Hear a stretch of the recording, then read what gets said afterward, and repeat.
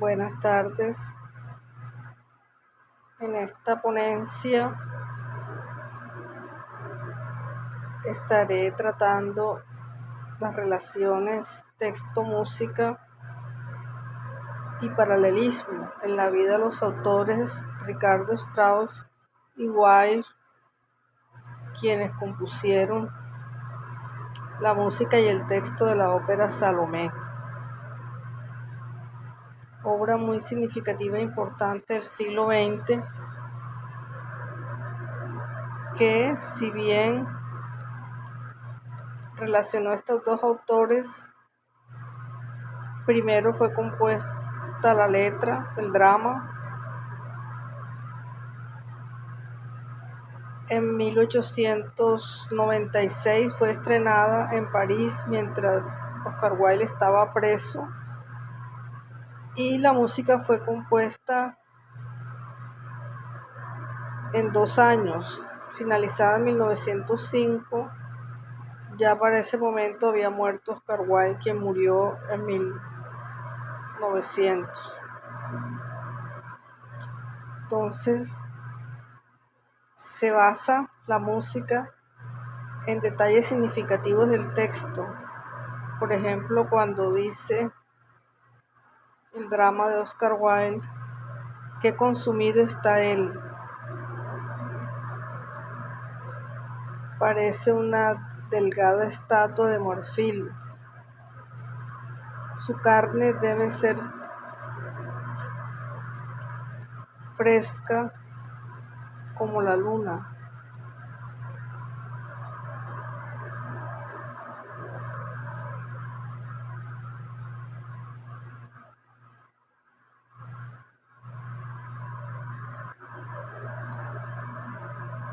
Y sus labios son como una banda escarlata que despertaba los deseos de Salomé. Entonces el compositor se recrea pues en la belleza de estas frases tan significativas y que, digamos, conectan con todo ese posromanticismo wagneriano que destaca en cuanto a lo musical unas ideas o temas llamados motivos conductor o leitmotiv, que resaltan en toda la obra.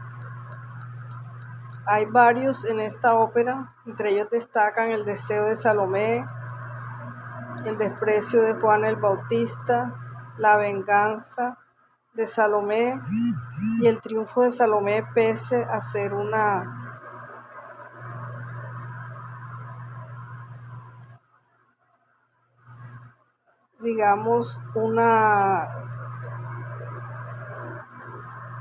realización trágica, porque ella consigue besar los labios de Juan el Bautista, pero en su cabeza cercenada. Entonces eso fue algo muy mórbido, muy terrible en la época, por lo cual fue un gran escándalo y demoró por eso en ser presentada. Sarah Bernhardt, que era gran amiga de Oscar Wilde, pues no pudo por la censura en ese momento representarla, pero su obra fue de gran éxito después en París, en Alemania.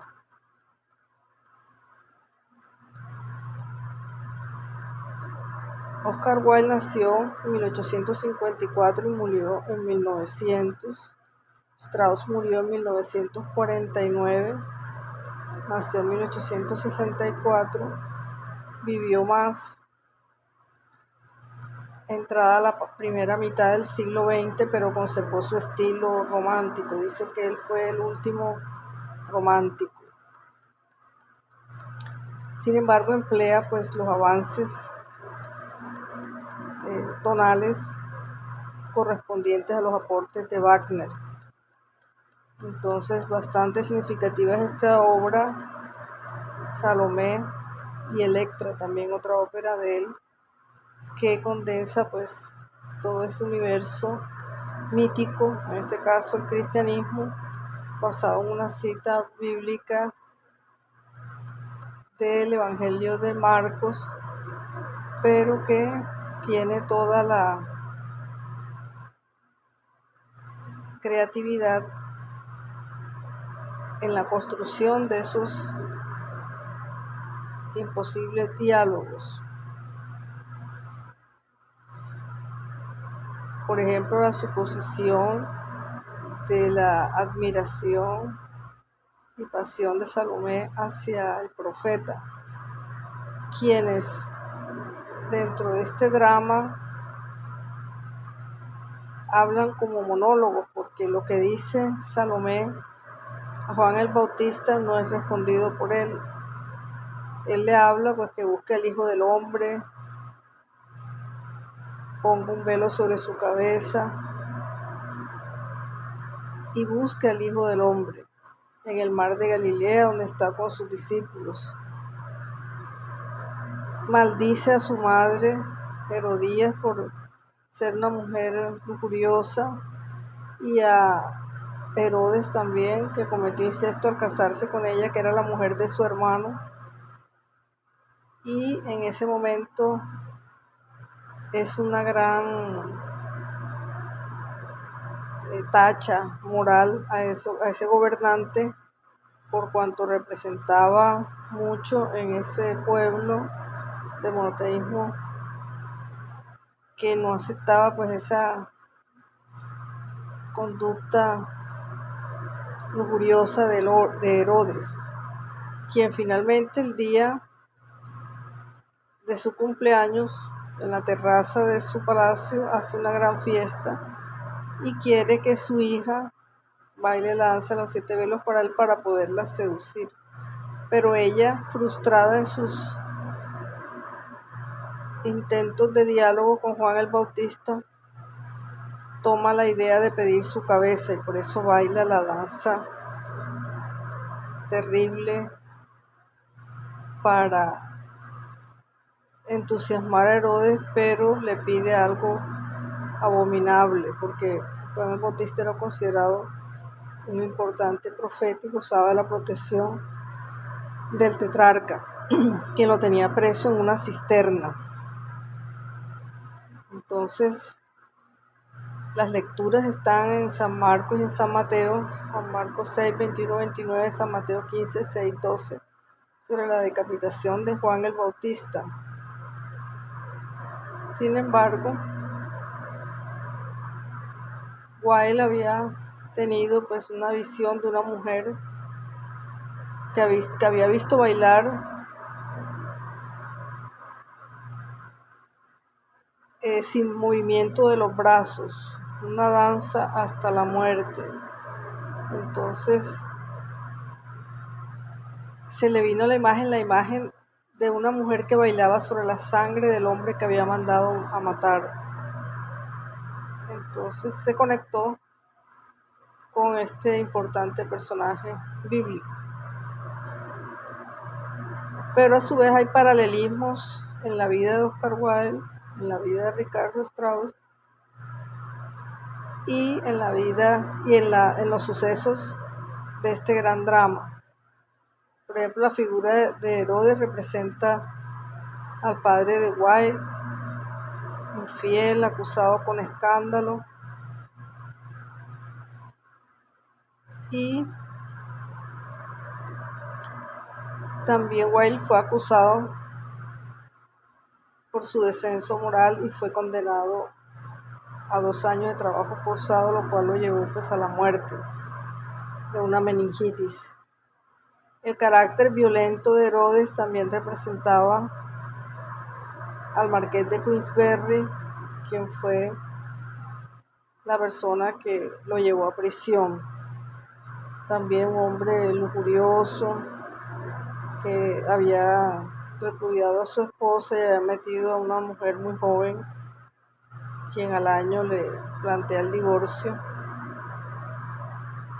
por impotencia, por matrimonio no consumado.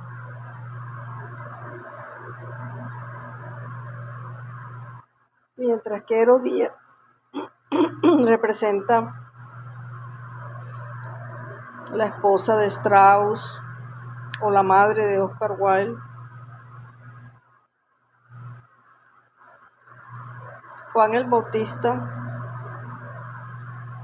es el profeta incomprendido, en este caso sería el propio artista, músico, Strauss, una personalidad polifacética, grandiosa, pero a la vez solitario, como el profeta que vivía en el desierto. El artista también se nutre de su individualidad, de su ostracismo, de su, digamos, imposibilidad de ser completamente comprendido en su época, quien también cayó en una desgracia cuando empleó textos de Stefan Zweig en sus obras, cuyo autor era de descendencia judía, y entonces la Gestapo intervino esas cartas, esa correspondencia, y cayó en desgracia Ricardo Strauss, dejando de ser pues el director de la orquesta de Berlín.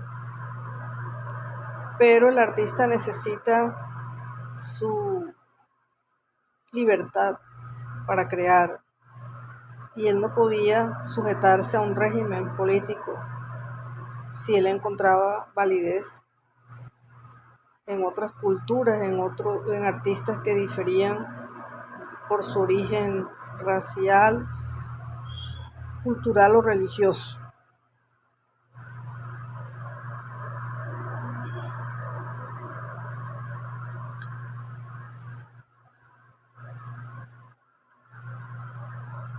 Salomé, en 1901, recién fallecido Wilde, alcanzó 100 representaciones. Entre 1903 y 1904 aumentó en Alemania.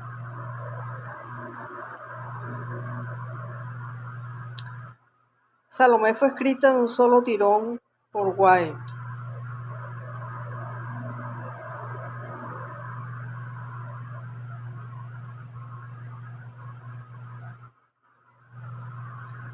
Salomé de Strauss fue estrenada en el Teatro de la Corte de Dresden el 9 de diciembre de 1905. Hay que destacar que Strauss en todas sus óperas destaca mucho a la mujer. Salomé es más relevante que Juan, pese a que Juan tiene la altura espiritual, es el profeta. Salomé tiene ese protagonismo que es el amor, y es una gran frase con la que ella culmina su destino. El misterio del amor es más grande que el misterio de la muerte, pronuncia Salomé. Y ese amor implicaba pues también la religión, el más allá, pero también implicaba una aceptación de un amor que podía ser también de este mundo. Strauss también destaca mucho a Electra frente a Orestes,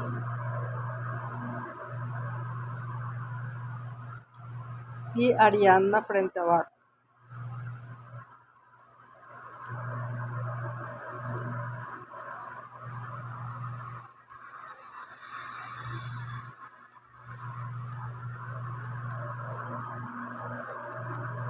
La música de esta ópera es bastante dionisíaca, un elemento establecido por Nietzsche en su Origen de la Tragedia, cuando reconoce en Wagner el elemento no solamente apolíneo, que es la perfección en la forma, el equilibrio, la belleza, sino el elemento dionisíaco, que viene desde el teatro antiguo, la tragedia griega. el drama humano, es decir, el dolor, el final trágico.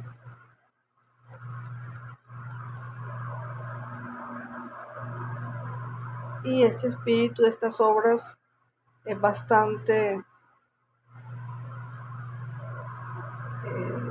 dramático, trágico y de una belleza exuberante en sus melodías, pero también con unas armonías bastante disímiles entre sí. Él llega casi a un extremo tonal, a muchas ambigüedades con respecto a la tonalidad, muchas disonancias, melodías bizarras y también dulces, mucha dulzura y a la vez bastante inestabilidad, por ejemplo, por los mismos protagonistas, la parte mental de Herodes, que era un hombre lujurioso, incestuoso y que también estaba bastante embriagado de alcohol esa noche. Entonces todos esos excesos que se cometieron, toda esa crueldad no tiene límites en cuanto a ese lenguaje musical exuberante. Es el ritmo tormentoso de la vida que pasa en medio de muchas culturas, en medio de muchos cambios en ese tiempo a nivel de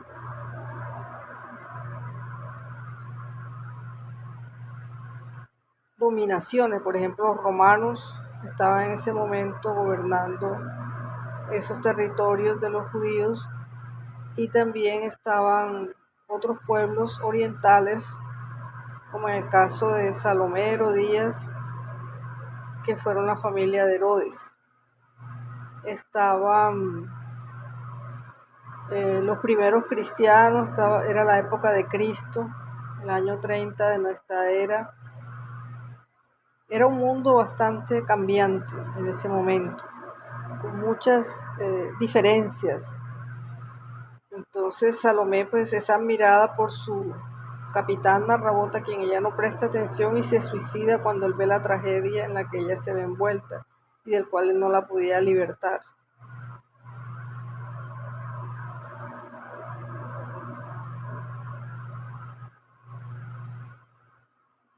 En la obra de Wilde y de Strauss se reconoce la equivalencia en tema-objeto, que es la pasión, el tema-sujeto, que es Salomé,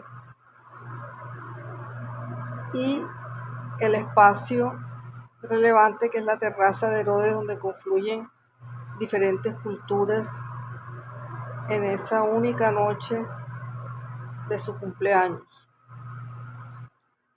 Hay un tema, idea, sentimiento, que son las profecías de Juan el Bautista, y el tema tiempo, que es el año 30 de la era de Cristo, es decir, una nueva era desde el nacimiento de Cristo. La creación de estos autores implica la visión del pasado en modernos e innovadores lenguajes.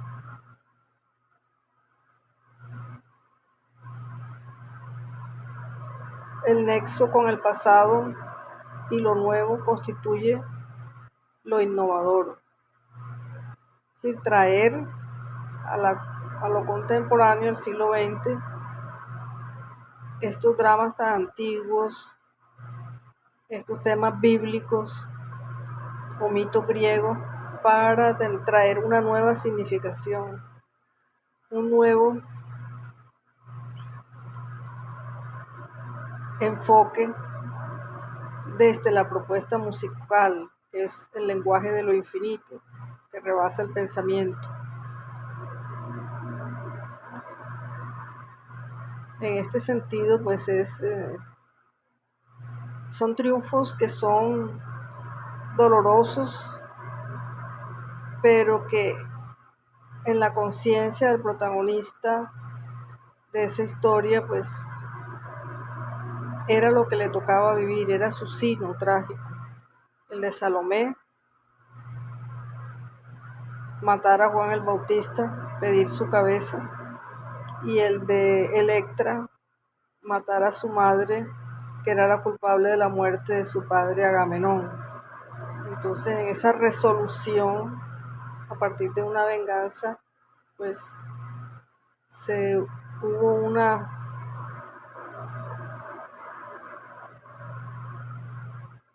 nueva comprensión a partir de que no todo se puede lograr en esta vida. Entonces Salomé sacrificó todo, su vida, su juventud, su virginidad, porque obviamente ella fue condenada a muerte por este hecho. Y también Electra murió de tanta felicidad por haber logrado su objetivo de vengar a su padre. Si ya no había más vida, su misión era esa. Y entonces hay unas salidas que a veces no son las esperadas por la sociedad, ni son las deseables. De pronto hubiera habido otras mejores salidas a esos dramas. El perdón, el amor, pero en ese momento era lo más importante para esa cultura, porque la cultura de Salomé no era la cultura espiritual, religiosa de Juan el Bautista. Y la de Electra también se movía en los paradigmas griegos que contemplaban los juicios como algo necesario y la venganza no era algo totalmente negativo. Entonces, estos artistas fueron reconocidos en su tiempo, fueron famosos, cobraron derechos de autor muy onerosos, a $1.000.000, fueron revolucionarios, avanzaron en el lenguaje musical y literario, fueron personajes de su tiempo, muy solicitados en todos los esquemas sociales también, muy apreciados, y fueron personas que tuvieron su propia individualidad, su personalidad. Carguel dicen que se vestía de una manera muy elegante, muy llamativa, y dicen que él en su oralidad era todavía superior que en la escritura, que hablaba mejor que lo que escribía. Entonces, como actor, él también de sus propias obras vivía su realidad como una pose, como un acto más de sus obras. Su autenticidad es el reflejo de lo que escribió, no su vida. Su vida de pronto estaba camuflada dentro de esas obras. Entonces por eso no pudieron condenarlo por lo escrito, porque su lenguaje era muy paradójico. Pero fue un hombre que vivió su individualidad y trascendió su tiempo. Entonces lo mismo le sucedió a Ricardo Strauss. Herederos de la tradición, del clasicismo, de todo ese paradigma greco-latino, pero también la tradición es algo vivo en el artista creador, y lo fue tanto para Strauss como para Wilde.